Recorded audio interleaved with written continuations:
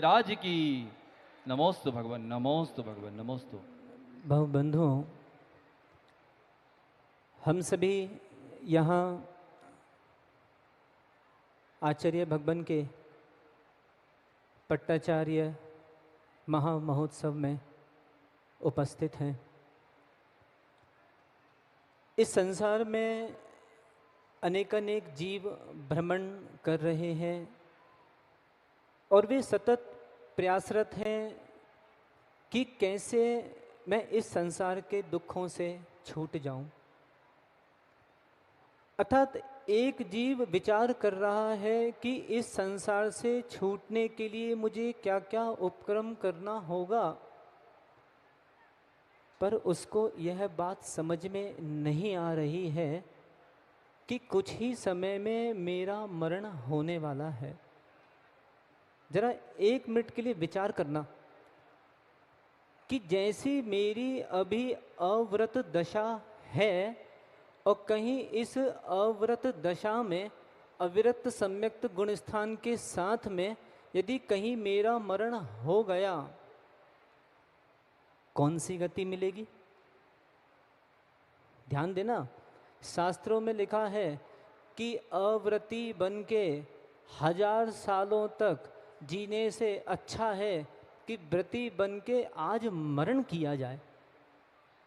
विचार करें, तत्वार सूत जी जैन गीता में 7वें अध्याय में आचार्य उमा स्वामी जी ने एक बहुत गहनतम सूत्र दिया है, मार नान्तिकिम संलेखनाम जोशिता। आप लोगों ने जैन गीता पढ़ी होगी। अर्थात मरण के समय में अंत में प्रसन्नतापूर्वक खुशी खुशी संलेखना को धारण करना चाहिए है।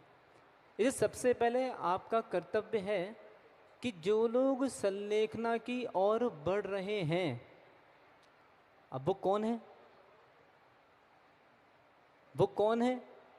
साधु हैं, साध्वी हैं, क्षुल्लक हैं, क्षुल्लिकाएँ हैं, श्रावक हैं, श्राविकाएँ, कौन हैं? तो जो जो समाधि की ओर बढ़ रहा है, मोक्ष मार्ग की ओर बढ़ रहा है, तो सबसे पहले हम हृदय से उनके प्रति बहुमान रखें, उनके प्रति हम सम्मान रखें। देखें, शास्त्रों में लिखा है 4 प्रकार का दान 4 संघ को दीजिए। थोड़ा ध्यान से सुनना, 4 प्रकार का दान 4 संघ को दीजिए। अर्थात 4 संघ यदि गिने जाएं तो मुनि, आरिका, श्रावक और श्राविका। और 4 प्रकार के दान गिने जाएं, औषध, शास्त्र, अभय, आहार। और यदि हम अभय दान की परिभाषा एक शब्द में कर लें तो उसको कहते हैं जीव रक्षा। क्या कहते हैं? जीव रक्षा। अब ध्यान देना, मेरे घर में जो मेरे रिश्तेदार, मेरे भाई, मेरी माँ, मेरी बहन, मेरी आदि आदि जो रह रहे हैं, वो 4 प्रकार के संग में हैं कि नहीं? दूसरा, मेरे समाज में, मेरे अड़ोस पड़ोस में जो लोग रह रहे हैं, वो 4 प्रकार के संग में आ रहे हैं कि नहीं? सोचो, जब किसी का एक थोड़ा सा धक्का हमको लग जाता है तो कैसे मारने के भाव होते हैं, कैसे गाली देने के भाव होते हैं, कैसे ये मन करता है कि इसको मार डालूं। वो तो मुझे कभी कभी लगता है कि बहुत अच्छा है, पुलिस का डर है, समाज का डर है। नहीं तो कहीं कहीं जैन समाज में कहीं कहीं कुछ कुछ लोगों में इतनी तीव्र कषाय है, उनका बस चले तो गोली लेके कहो अपने पड़ोस में, अपने घर में किसी को मार दें। नहीं, थोड़ा सा आपको चिंतवन बदलने का प्रयास करना पड़ेगा। देखें, चिंतवन अच्छा होगा तो चिंता कम होगी। और जिन लोगों के लिए ज़्यादा कषाय आती है, गुस्सा, क्रोध, उनसे मैं कहना चाहता हूँ वो लोग द्विपायन मुनि की याद किया करें। देखो, द्विपायन मुनि को जब गुस्सा आई थी तो क्या हुआ था? अर्थात द्वीपायन मुनि को जब गुस्सा आई थी तो पूरी द्वारिका नाश हो गई और द्वीपायन मुनि स्वयं नाश हो गए। तो कहीं यदि मुझे कषाय आ गई, कहीं मेरे परिणाम विकृत हो गए और कहीं मैंने कुछ क्रिया की प्रतिक्रिया कर दी तो क्या होगा? मेरा भी हिरास होगा और मेरे घर का भी हिरास होगा। मैं खासकर पुरुषों से कहना चाहता हूँ, वो तो ज़बरदस्ती लोगों ने महिलाओं को बदनाम कर रखा है। नहीं, ये पुरुषों से भी मैं कहना चाह रहा हूँ, अर्थात ये पुरुष कम रूठने वाले नहीं है, ध्यान रखना। ये पुरुषों को भी रूठने की बहुत बुरी आदत है।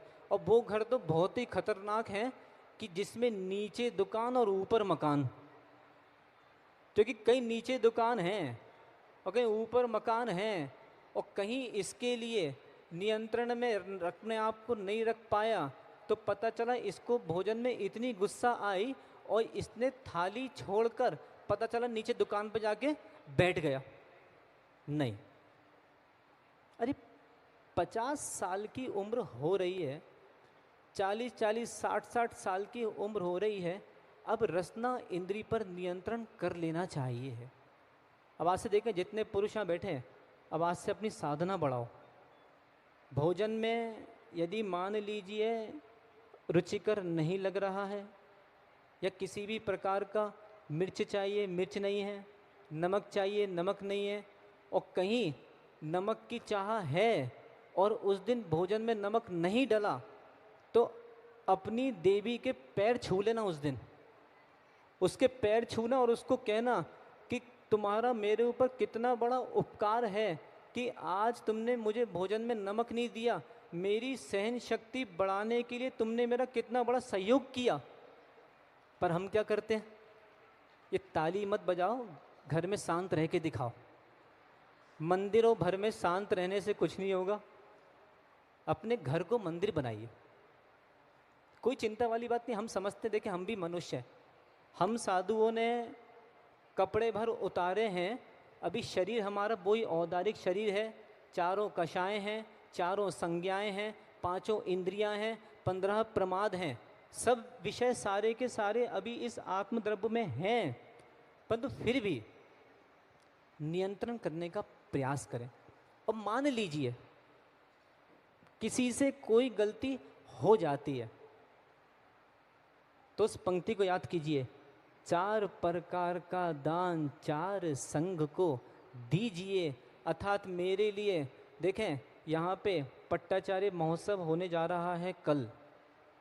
आचार्य महाराज के लिए पट्ट पर प्रतिस्थापित करने जा रहे हैं और पट्टाचार्य महोत्सव के बाद ये पूरा का पूरा जन समुदाय, और देखा जाए ये पूरा का पूरा मुनि समुदाय, अब ये पूरे जन समुदाय और मुनि समुदाय का कोई एक गुरु होगा, वो होंगे परम पूज्य आचार्य भगवान विशुद्ध सागर जी महाराज।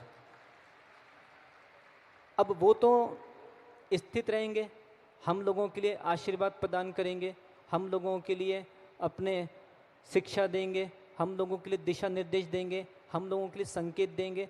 पर हम लोगों की भी जिम्मेदारियां रहेंगी कि हम लोग एक दूसरे की सहायता करके आगे बढ़ने का प्रयास करेंगे।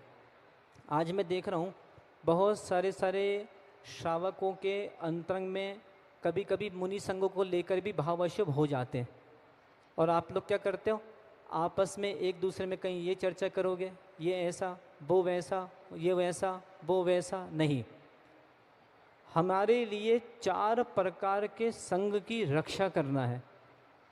एक अपेक्षा कहा जाए, हम मुनि आप श्रावक। दूसरी अपेक्षा कहा जाए, हम जैन आप जैन। तो हम सब मिलके ये पूरा हमारा एक परिवार है।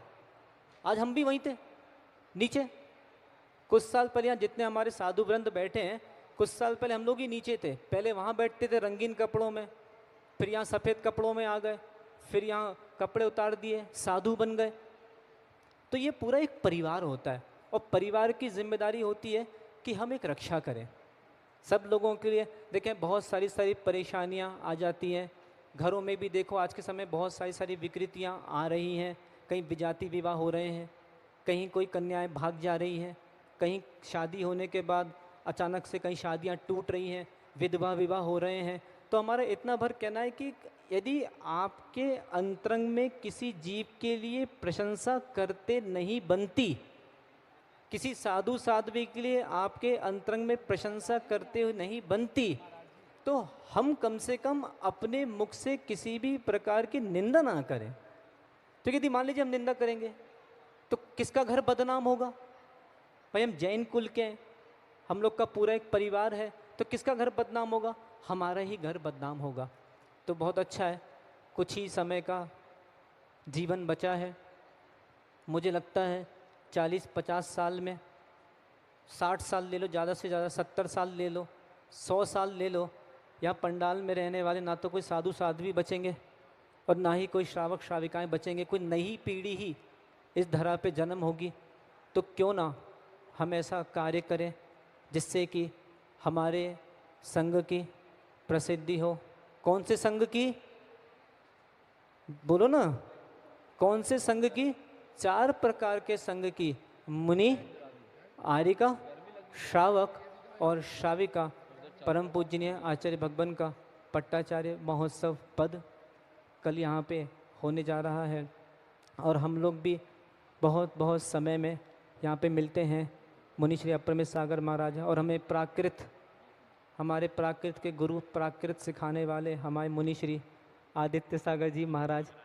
अब हम लोग यहाँ इंदौर में मिले हैं, ना जाने अब इसके बाद कहाँ जाना होगा और मिलना होगा कि नहीं मिलना होगा, क्योंकि अपन देख रहे हैं हम पिछले 2 साल से, अभी पिछला चातुर्मास हमने आचार्य महाराज के आशीर्वाद से जबलपुर बोर्डिंग में किया था। हमारे चातुर्मास में रहते रहते कम से कम 20 से 50 लोग ऊपर चले गए। इसीलिए बड़े बड़े आचार्यों को कोई नहीं बचा पाया, तो आप और हम कौन सी चीज़ है। तो हम लोग प्रयास करें अपने जीवन में जितना हो सरलता लाएँ, सहजता लाएँ, 0 डिग्री में रहना सीखें, क्योंकि सबसे अच्छा पहला धर्म हमारे भगवान महावीर ने हमको सिखाया है, तो उसका नाम है उत्तम क्षमा धर्म। एक सूत्र आप लोग इस महोत्सव पे हमको आचार्य महाराज ने बोलने को कहा था, उनके आशीर्वाद से हम बोल रहे हैं। एक सूत्र आप लोग अपने जीवन में रख लें तो आप लोगों का जीवन भी अच्छा होगा। क्षमा है तो समा है। बोलो जोर से, क्षमा है तो समा है। यदि आपको अपने जीवन में, अपने घर में, समाज में समा बांधना है तो हाथ जोड़ते चलो, सबसे उत्तम क्षमा करते चलो, तो आपका भी कल्याण होगा, आपके पड़ोसी का भी कल्याण होगा और हमारी पूरी अखंड जैन समाज का कल्याण होगा। बोलिए परम पूजनीय आचार्य